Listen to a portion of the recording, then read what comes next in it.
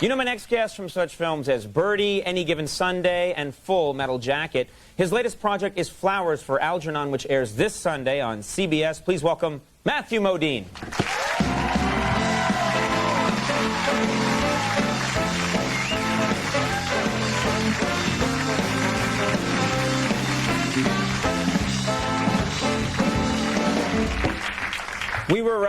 It's funny because we were talking tonight with Miss Seymour about her childhood. And I was actually delving into your childhood in preparation for this interview, and I find out that you grew up raised pretty much at drive-in theaters. Is this true? Yes. Your dad manage drive-in theaters? He was a theater manager, drive-in theater manager, and hey, you know what? I just gotta say, it's kind of great following Jane. Yeah. She's. I was just skiing in Vail, and I noticed that she was in front of me in the ski lift line, and she had these pair of pants on. And so coming on the show, following her, I get the opportunity to follow her around and be behind her a lot. And I don't know if you noticed that when she left, but it's kind of a nice place to be. I just wanted to share that with you. You horrible pervert. No, I didn't notice that. I explore their minds, what they're thinking. Yes, my father was a drive-in theater manager. I don't want to know about that now. I want to know about Jane Seymour. Yeah. You think you can just switch back from that topic now? What other celebrities have you been stalking? Not stalking, just observing, you know, and enjoying all the exercise that they do. I noticed that while she was standing... What's happening here? You're in full meltdown.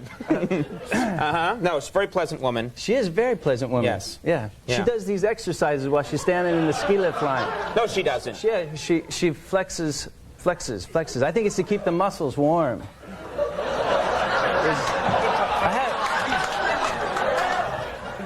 Andy, what's happening here? I don't know.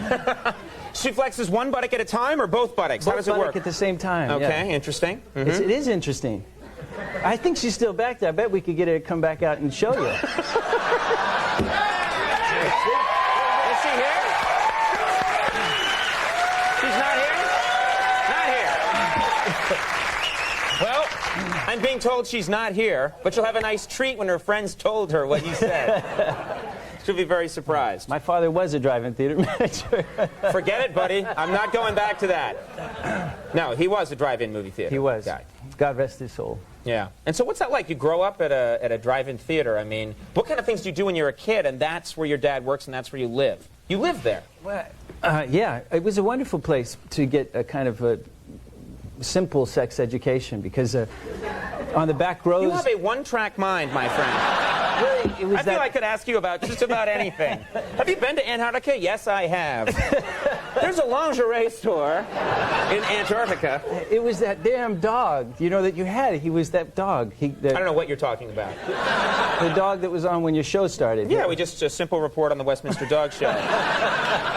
What's your problem? I don't know what you saw. So what do you mean you got a sex education at the drive-in? What kind of, were you spying on people? No, well, not spying. I was turning the sound down on the speakers. See, the old days they used to have speakers, and there'd be two speakers to a pole, and so you go to turn the sound down, and you notice the windows that were all foggy, and you kind of pretend to be turning the speaker down, and you could see that there were people that were doing more than watching the movie.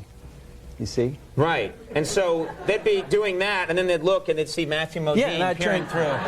Yeah, but of course I wasn't Matthew Modine at that time. This is as recent as 5 years ago, isn't it? Yeah. But this, you know, there's a weird... I've heard stories that I don't know how long ago this was, but that stars, movie stars, used to visit drive-in movies. Is that true? They used to, like, a movie star to promote the movie would come to the drive-in theater. Is that true? Did they ever show up at drive-ins? Well, I met Robert Redford when I was a little boy. Yeah, he came. He was fresh off Broadway doing a play called Barefoot in the Park, and he made the movie with Jane Fonda. And I think it was his first trip to Utah. And yeah, I mean, to be a boy and meet a man like Robert Redford, it was quite exciting. Right. I feel like this is a police interrogation now. You can't just waiting for the story to get sexy. Yeah, make the story sexy again. All the other ones, I mean... Yeah. And then what happened? Huh? Barefoot in the park? All right. If you've never seen that movie, you got to go back and look at Jane Fonda in it, because she was just... I knew he could do it. Nicely done. Now, this project that you're promoting right now, Flowers for Algernon, this is a TV movie. Yes. It's on this Sunday. Yeah. I have to point out to people that I hear somewhere that although you have a TV movie out there, you do not have a television in your house. Is that right? Yeah. You don't have TV? Well, no. You don't approve of TV? It's not that I don't approve it. I got a couple kids, and it's real important that they do their homework and stay busy and involved in school.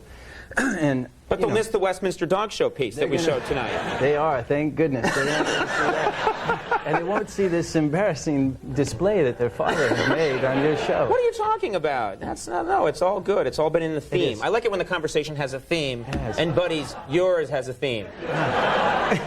A very nice theme. Well, Flowers for Algernon is on this Sunday at 9 o'clock p.m. on CBS, although it will never be seen in your household. Yeah. Do you want tapes of this show? Because you're missing out on some great stuff. You know, I see you when I go to hotel rooms, and I...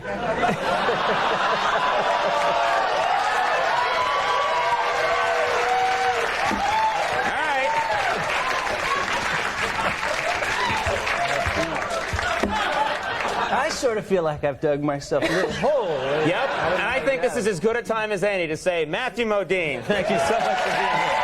Good job. We'll take a break, folks. We'll be right back with Beck. Stick around.